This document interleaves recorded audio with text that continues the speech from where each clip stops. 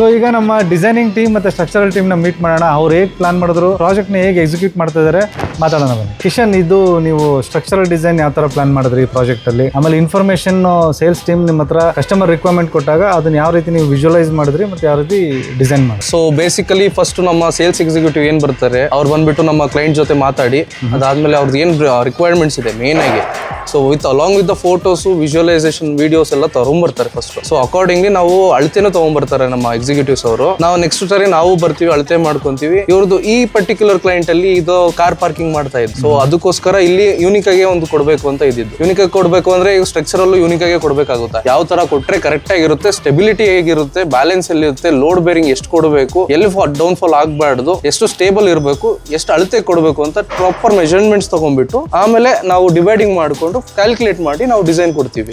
So ನಮ್ಮ executive ನಾವು ಹೇಳ್ದಾಗೆ ಯೂನಿಕ್ ಆಗಿ ಕೊಡೋಣ ಅಂದ್ರಲ್ಲ, ಸೊ ಡಬ್ಲ್ಯೂ ಶೇಪ್ ಕೊಟ್ವಿ. ಸೊ ಚೆನ್ನಾಗೂ ಕಾಣ್ತಾ ಇದೆ. ಇನ್ನು ಔಟ್ಕಮಿಂಗ್ ನೋಡಿ ಫುಲ್ ಆದ್ಮೇಲೆ ಇನ್ನು ಸಖತ್ತಾಗಿ ಕಾಣುತ್ತೆ. All the best. Once project ಎಲ್ಲ ಕಂಪ್ಲೀಟ್ ಆದ್ಮೇಲೆ ಮತ್ತೆ ಬರೋಣ. Please visit hour website www.pergoladesign.in and visit our Instagram page. Follow for more information about new designs, new projects, updates. Thank you very much.